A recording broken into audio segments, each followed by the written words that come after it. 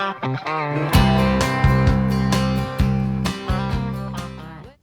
everybody. This is Shannon McNally. I'm answering some questions from you about the Waylon sessions, the making thereof.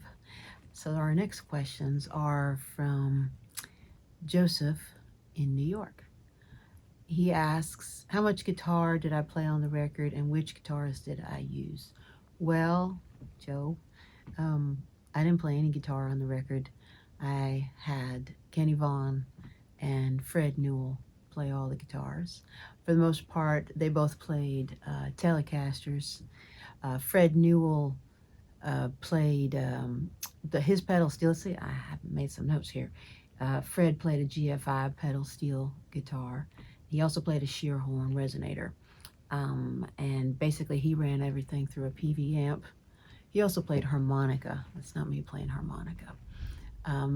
Both the guitar player rigs were real simple. It's all in their fingers. Very few pedals. Let's see, Fred used a Korg Pandora PX4D and a Boss Fender 65 reverb and a volume pedal. So no big pedal boards there. Kenny did a lot of the lead work. All of the acoustic guitar on the record is a Martin D28. And let's see, Kenny ran his telly through a Cambridge Reverb with a Celestian Gold speaker, and that the special sauce is the MXR phase shifter. That is really that's the thing that makes Waylon Jennings. Waylon Jennings is a phase shifter pedal. So I didn't play any of the guitar on it. I do play live, live show. Basically, I didn't want to chew gum and walk at the same time during the sessions because I had a big enough job being Hoss himself. Next, Jim in Michigan asks, how did I choose the musicians that played on the album? And do I have a musical history with Rodney Crowell? How did he end up on the track? Well, yes, I do have a musical history with Rodney Crowell. He produced my record Black Irish for me back in 2017. And I met Rodney about 10 years ago. And we've been good buddies for a long time, for 10 years or so. And he produced my last record before this, Black Irish. And he's been a really wonderful guiding force, and mentor. And every song I write, I send it to him and say, hey, boss, what do you think of this? And he'd tell me. He's great that way. He's a wonderful craftsman, one of the best, and it's been wonderful just bouncing stuff off of him for years. So that's how he ended up on the track. He also ended up on the track because he wrote it. We are, of course, referring to Ain't Living Long Like This, which was the big single from the Waylon sessions. It's also the most no-brainer track on the record. Like, it's a song I still hear all over the country wherever I'm driving. It's a driving song, And Rodney wrote it for Waylon. Well, Rodney wrote it for himself. Waylon cut it, I guess, in the early '80s. And to me, it's one of the most definitive songs of their combined catalogs. So, how did I choose the musicians that are playing on this record?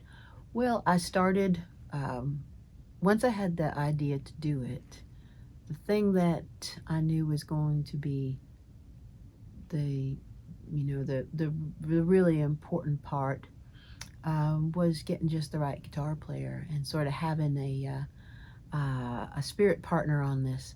My first call was to Kenny Vaughan. I'd opened for Marty Stewart a number of times over the years, and I knew him a little bit. I didn't know him all that well, but I love the fact that he's such a scholar of the guitar and country music, and I wanted that sense of informed.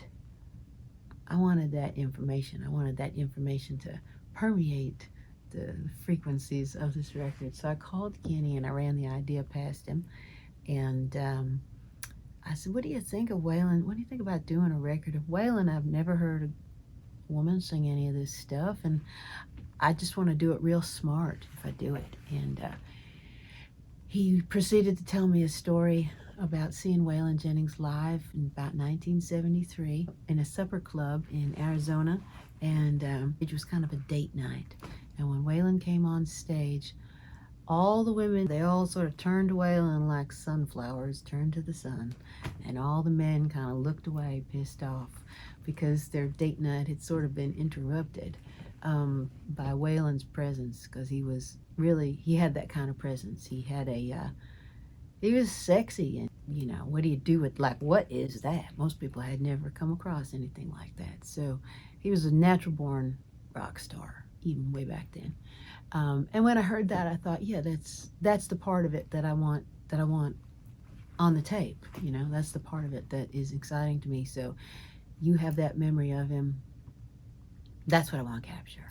And I knew he'd bring a really informed approach to the sounds and the guitars.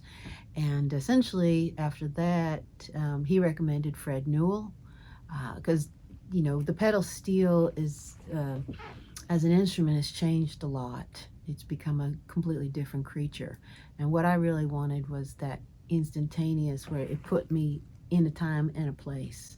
And that's Fred. Fred played, he played everything on Any Which Way But Loose, all the Clint Eastwood movies with the orangutan. And once I heard that, I thought, oh, I have to, no matter what, have this man in the band. And from there, we asked Chris Scruggs. He also plays with Marty Stewart and is just a walking, talking encyclopedia and genius of country music. His father happened to have played with Waylon briefly as well. And Derek Mixon on drums. Derek plays with Chris Stapleton. So I knew he was going to have that wonderful combination of bold and self-control. He was boldly self-controlled. As a drummer, that's exciting. Not too many fills, just make it float and boogie. And we had Buck Allen on piano, Wurlitzer, B3. He played all the keyboards and some accordion as well. But Buck comes from Austin, Texas, and so he brings that sort of roadhouse piano feel, which is really important because Waylon Jennings, the glorious live experience of Waylon, particularly in those early days, Willie too. I wanted that energy. It's all about energy. Everybody I picked, they had the same kind of energy.